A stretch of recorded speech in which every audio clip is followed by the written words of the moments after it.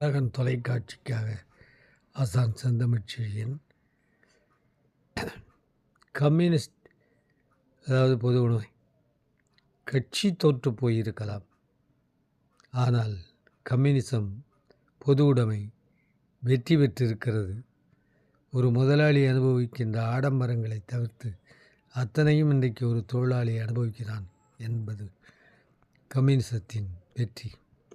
போராட்டங்களின் மூலமாக முதலாளிகளை முறியடித்து தொழிலாளர்களுக்கு சாதகமாக பல சட்டங்களை இயற்றி உலகம் அளவுக்கு தொழிலாளர்கள் முன்னேற வைத்திருப்பது கம்யூனிசத்தின் வெற்றி.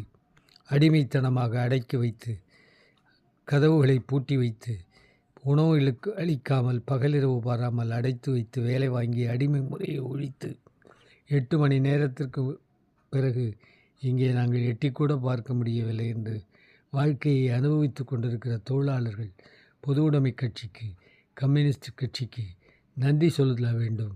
அந்த கட்சியில் இல்லை என்றாலும் கூட நன்றி மறக்கக்கூடாது.